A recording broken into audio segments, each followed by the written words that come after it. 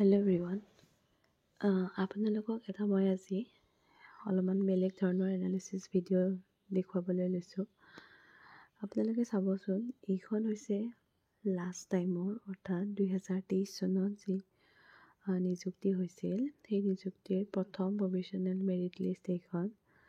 আৰু প্ৰথম provisional merit list আৰু ফাইনেল মেৰিট লিষ্টৰ মাজত কিমানখিনি ডিফাৰেঞ্চ থাকে কাট অফৰ ক্ষেত্ৰত আপোনালোকে এটা সাধাৰণ আইডিয়া এটা কৰিব পাৰিব বুলিয়ে এই ভিডিঅ'টো বনাইছোঁ।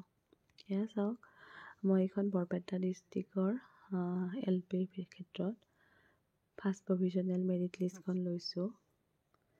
এইখনত চাওক, টোটেল 80টা পোষ্ট আছিল OBCৰ ক্ষেত্ৰত। আৰু OBCৰ যিজন ফাৰ্ষ্ট কেণ্ডিডেট, তেওঁৰ মাৰ্ক যথেষ্ট বেছি আছিল। চাওক, 230 পইণ্ট ছামথিং। আৰু তেখেতৰ টেটৰ মাৰ্কটোও যদি লক্ষ্য কৰে, টেটৰ মাৰ্কো কিন্তু যথেষ্ট আছে, 80% আছিল তেখেতৰ। গতিকে বহুতখিনি বেছি আছে। ঠিক তেনেদৰে চাওক, এইফালে তলৰ ফালেও যদি চাই, প্ৰায় 4 নম্বৰ মানলৈকে থকা কেণ্ডিডেটসকলৰ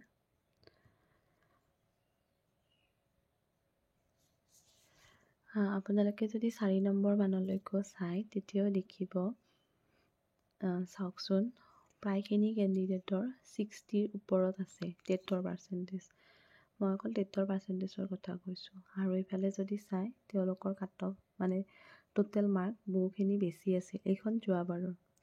এইবাৰ এইজন আছিল, এইকেইজন হৈছে 1 2 3 4 5 এনেকুৱা নাম্বাৰত চিলেক্ট হোৱা কেণ্ডিডেটসকল। এতিয়া আমি লাষ্টৰ ফালে চাওঁ। এইখন যিহেতু ফাৰ্ষ্ট প্ৰভিজনেল মেৰিট লিষ্ট, এইখনৰ লগত যিখন ফাইনেল বৰপেটাৰ মেৰিট লিষ্ট ওলাইছিল যোৱা বছৰৰ, দুয়োখনৰ তুলনা কৰি মই আপোনালোকক দেখুৱাম। আপোনালোকে ভিডিঅ'টো সম্পূৰ্ণ চাই থাকিব, তেতিয়া আপোনালোকৰ এটা ধাৰণা হ'ব যে কোন ডিষ্ট্ৰিক্টত এইবাৰ কেনেকুৱা ধৰণৰ কাট অফ যাব পাৰে, আৰু আপোনালোকে ডিষ্ট্ৰিক্ট চিলেক্ট কৰোঁতে কোনকেইখন ডিষ্ট্ৰিক্টক ফাৰ্ষ্ট প্ৰিফাৰেঞ্চ, ছেকেণ্ড প্ৰিফাৰেঞ্চ এনেকুৱাকৈ দিব। এইবাৰ চাওক, মই কৈছোঁ লাষ্ট যিজন কেণ্ডিডেট, অৰ্থাৎ টোটেল পোষ্ট আছিল 80 OBCৰ ক্ষেত্ৰত। এইবাৰ আমি চাওঁ 80 নম্বৰত চিলেক্ট হোৱা কেণ্ডিডেটজনৰ কিমানখিনি মাৰ্ক আছিল। লাষ্টৰ ফালে আমি চাওঁ, এয়া চাওক, গোটেইখিনি কেণ্ডিডেটৰ টেটৰ পাৰ্চেণ্টেজ কিন্তু ভালেই আছিল। এইফালে এয়া চাওক, লাষ্টত যিজন কেণ্ডিডেট, তেখেতৰ 207.283, অৰ্থাৎ যোৱাবাৰ পোষ্ট যথেষ্টখিনি আছিলে। চাওকচোন, 80টা পোষ্ট অতি কম নহয়। এইবাৰ যিহেতু পোষ্ট কম, OBCৰ ক্ষেত্ৰতে হওক, গতিকে এইবাৰ ইমান কমলৈকে নাহে। অৰ্থাৎ প্ৰথম কেণ্ডিডেটজনৰ 230 আৰু যিজন লাষ্ট কেণ্ডিডেট, তেখেতৰ 207। এয়া চাওক, 207 নম্বৰত চিলেক্ট হৈছে। এইবাৰ আমি জেনেৰেল কেটেগৰী চাওঁ। এইবাৰ আমি SCৰ ক্ষেত্ৰত চাওঁ। SCৰ চাওক, যিজন প্ৰথম কেণ্ডিডেট যোৱাবাৰৰ ফাৰ্ষ্ট প্ৰভিজনেল মেৰিট লিষ্টৰ মতে, তেখেতৰ 227.656 যেনেকুৱা। আৰু যিজন লাষ্ট কেণ্ডিডেট, অৰ্থাৎ SCত আছিল 17টা পোষ্ট, আৰু লাষ্ট কেণ্ডিডেটজনৰ মাৰ্ক 202, অৰ্থাৎ 227ৰ পৰা কিমানলৈকে নামিল, 202লৈকে নামিল। এইবাৰ আমি চাওঁ ST প্লেনৰ যদি চাওঁ, তেতিয়া দেখিম ST প্লেনত 79 পোষ্ট আছিল যোৱাবাৰ। 79 পোষ্টত 214 আছিল প্ৰথমজন কেণ্ডিডেটৰ, 214.350। আৰু যিজন লাষ্ট কেণ্ডিডেট 79 নম্বৰত চিলেক্ট হৈছে, তেখেতৰ যিজন লাষ্ট কেণ্ডিডেট আছিল ST প্লেনৰ, তেখেতৰ প্ৰথমজনৰ তুলনাত লাষ্টৰজনলৈকে বহুখিনি কমিছে, কাৰণ 79টা পোষ্ট আছিল যোৱা বছৰ। গতিকে 79 পোষ্ট থাকিলে বহুখিনি কাট অফ কমি গ'ল, মানে মাৰ্ক কমি গ'ল। গতিকে কাট অফ গৈছে 189.950। এইবাৰ আমি চাওঁ আনৰিজাৰ্ভ কেটেগৰী। আনৰিজাৰ্ভত যোৱাবাৰ পোষ্ট 11টা আছিল। 11টা পোষ্টৰ যিজন ফাৰ্ষ্ট কেণ্ডিডেট আনৰিজাৰ্ভ কেটেগৰীত, তেওঁৰ 246.771 অৰ্থাৎ 246.771 তেখেতৰ যিজন প্ৰথম candidate.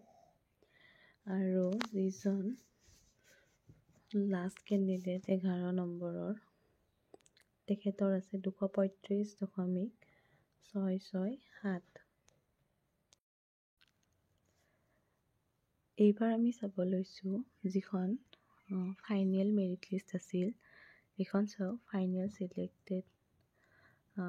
Select list of regular teachers of lower primary schools under the Barpeta ডিষ্ট্ৰিক্টৰ। আৰু বৰপেটা ডিষ্ট্ৰিক্টৰ OBCৰ প্ৰথমতে চাই আছোঁ, টোটেল পোষ্ট 80টা আছিল। আৰু ইয়াৰে যিজন ফাৰ্ষ্ট কেণ্ডিডেট আমি চাইছিলোঁ, যিখন ফাৰ্ষ্ট প্ৰভিশ্যনেল মেৰিট লিষ্ট আছিল, তাতে কাট অফ কিমান আছিল, মানে প্ৰথমজনৰ মাৰ্ক কিমান আছিল।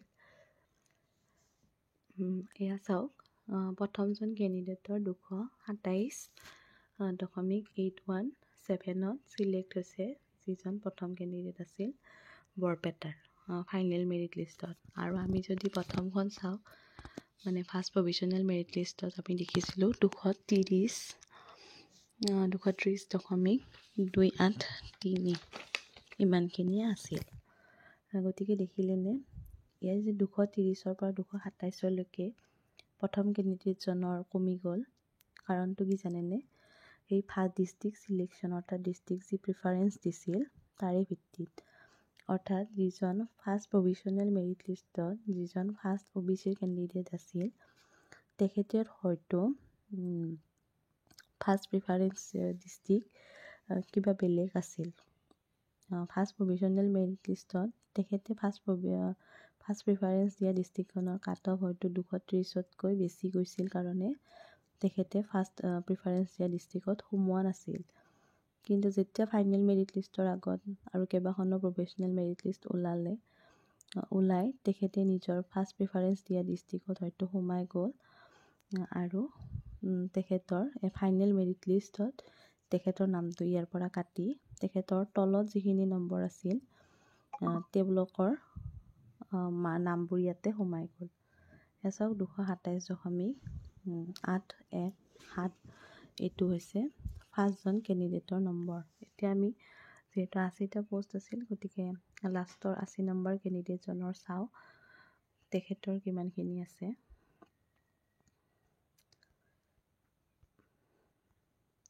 এয়া চাব, লাষ্ট কেণ্ডিডেটজনৰ চাওঁ আমি।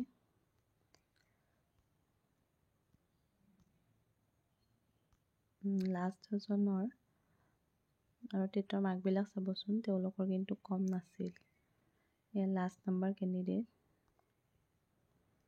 80, যিটো 80টা পোষ্ট আছিল। গতিকে 80 নম্বৰ কেণ্ডিডেটজনৰ উইথহেল্ড আহিছে, তথাপি চাওক কিমান আহিছে, 206.362। তেখেতলোকৰ উইথহেল্ড আহিছে, কিন্তু ওপৰৰ কেইজন চালেও দেখিব চবৰে মাত্ৰ পইণ্টৰ ইফাল সিফাল। চাওক, একেটা নম্বৰতে কিমানজন কেণ্ডিডেট আছে দেখিছেনে? এইফালেও যদি চাই, এয়া চাওক, 206, 207, প্ৰায় 15জনমান কেণ্ডিডেটৰ একেই নম্বৰ। সেয়া দেখিছে?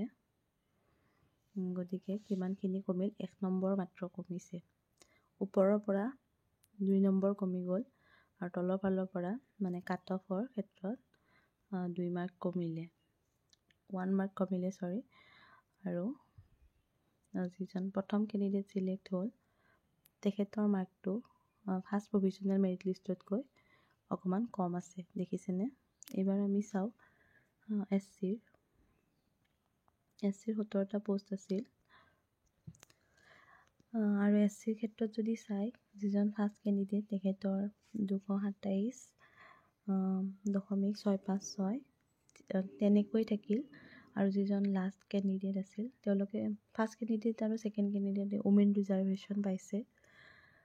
আৰু SCৰ যদি চাওঁ যিজন 17 নম্বৰ কেণ্ডিডেট আছিল তেখেতৰ 202.952। অৰ্থাৎ SCৰ ক্ষেত্ৰত আপোনালোকে গম পালে ফাৰ্ষ্ট প্ৰভিজনেল মেৰিট লিষ্ট আৰু ফাইনেল মেৰিট লিষ্টৰ মাজত 1 পইণ্টৰো ডিফাৰেঞ্চ নাই, একদম একুৰেট আছে। অৰ্থাৎ ফাৰ্ষ্ট প্ৰভিজনেল মেৰিট লিষ্টত SCৰ যিমানখিনি কাট অফ আছিল ফাইনেলতো সিমানখিনিয়ে আছে। ইয়াৰ কাৰণ কি বুলি ভাবিব আপোনালোকে যে পোষ্ট যথেষ্ট কম, যিহেতু মাত্ৰ 17টা পোষ্ট আছিল সেইকাৰণে নম্বৰৰ ডিফাৰেঞ্চ অকণো নাথাকিল। এইবাৰ আমি চাওঁ ST প্লেনৰ ফাৰ্ষ্ট কেণ্ডিডেটজন 214.350 আৰু যিহেতু ST প্লেনত যথেষ্ট পোষ্ট আছিল 79, মানে এইবাৰৰ তুলনাত যথেষ্টখিনি, সেইবাবে মই বাৰ কৈছোঁ যে যথেষ্ট পোষ্ট আছে। 80টা পোষ্ট থাকিলেও 80টা পোষ্ট আচলতে বহুত বেছি নহয়, মানুহ বহুত আছে কেণ্ডিডেট যিসকলে টেট পাছ কৰিছে। তথাপি এইবাৰৰ তুলনাত 70টা বা 80টা পোষ্ট হ'লে বহুত বেছি হয়।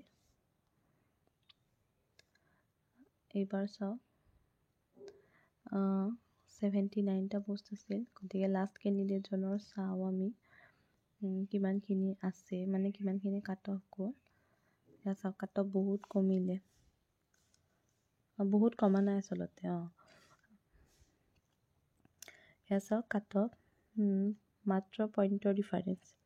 লাষ্ট কেণ্ডিডেটজনৰ 189 আছিল আৰু এইবাৰ 189.848, মানে পইণ্টৰহে ডিফাৰেঞ্চ আছে মাত্ৰ। এইবাৰ চাওঁ আমি আনৰিজাৰ্ভতো মাত্ৰ 11টা পোষ্ট আছিল।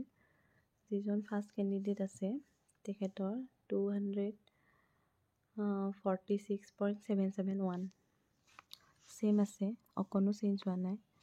ফাৰ্ষ্ট প্ৰভিজনেল মেৰিট লিষ্ট আৰু ফাইনেল মেৰিট লিষ্টৰ মাজত ডিফাৰেঞ্চ ফাৰ্ষ্ট কেণ্ডিডেটজনৰ ক্ষেত্ৰত দেখা নাই। এইবাৰ আমি লাষ্ট কেণ্ডিডেটজন চাওঁ, যিহেতু ইয়াতে পোষ্ট বহুত যথেষ্ট কম। আনৰিজাৰ্ভৰ 11 নম্বৰজন আছিল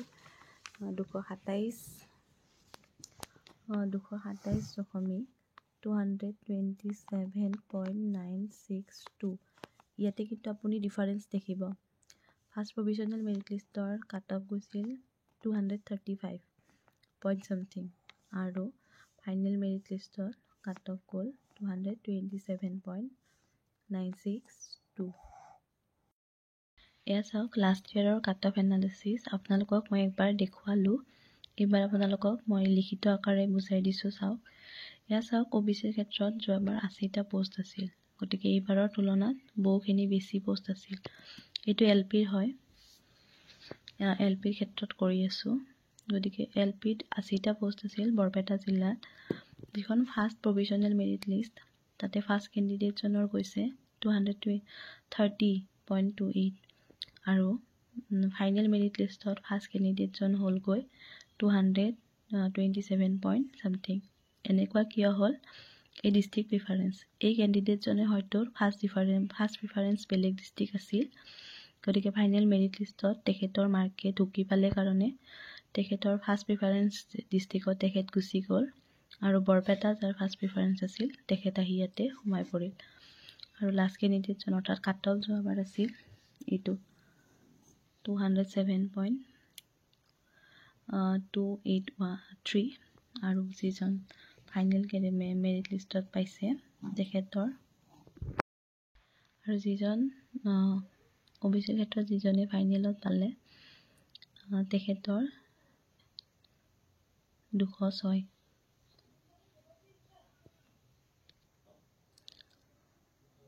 এয়া কেনেকুৱা, এয়া দেখিছেনে ডিফাৰেঞ্চ?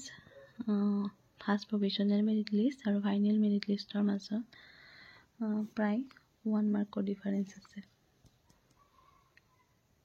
1 মাৰ্কতকৈ কমেই হ'ব যিহেতু। এয়া চাওক SCৰ ক্ষেত্ৰত ফাৰ্ষ্ট কেণ্ডিডেটজনৰ আছিল 227 আৰু ফাইনেলতো সেম আহিছে মানে ফাৰ্ষ্ট প্ৰভিজনেল আৰু ফাইনেলৰ মাজত ডিফাৰেন্স নাই নো ডিফাৰেন্স yes ST প্লেন আৰু ST প্লেনৰ ফাইনেল মেৰিট লিষ্টৰ মাজত নো ডিফাৰেন্স কিন্তু আনৰিজাৰ্ভৰ ক্ষেত্ৰত আকৌ ডিফাৰেন্স আছে আনৰিজাৰ্ভত চাওক ফাৰ্ষ্ট প্ৰভিজনেলত কাট অফ গৈছে এইটো আৰু ফাইনেলত গৈছে এইটো ডিফাৰেন্স দেখিছে 7 মাৰ্কৰ পোষ্টটো কিন্তু কম আছিল মাত্ৰ 11টা এয়া দেখিছে তো এয়া আছিল থুলমূলকৈ এতিয়া আপোনালোকে এটা আইডিয়া কৰিব পাৰিব এয়া আছিল ফাইনেল মেৰিট লিষ্টৰ আৰু ফাৰ্ষ্ট প্ৰভিজনেল মেৰিট লিষ্টৰ মই এটা তুলনা কৰি আপোনালোকক দেখুৱালোঁ গতিকে আপোনালোকে গম পালে কেনেকুৱা ধৰণে ডিষ্ট্ৰিক্ট প্ৰিফাৰেন্স দিব লাগিব আৰু যেতিয়া আপোনালোকৰ মাৰ্কে ঢুকি পাব তেতিয়া গতিকে এই ডিফাৰেন্সটো আপোনালোকক মই দেখুৱালোঁ ইয়াৰ পৰা আপোনালোকে এটা আইডিয়া কৰিব পাৰিব যে কেনেকুৱা ধৰণে ফাৰ্ষ্ট প্ৰভিজনেল মেৰিট লিষ্ট আৰু ফাইনেল মেৰিট লিষ্টৰ মাজত ডিফাৰেন্স থাকে বা কেতিয়াবা নাথাকেও আপোনালোকে ডিষ্ট্ৰিক্ট প্ৰিফাৰেন্স দিয়াৰ সময়ত সেইবাবে অকণমান ভাবি চিন্তি দিব এয়া আছিল আজিৰ ভিডিঅ'টো আজিলৈ আহিছোঁ আকৌ আহিম এটা নতুন টপিকৰ সৈতে ধন্যবাদ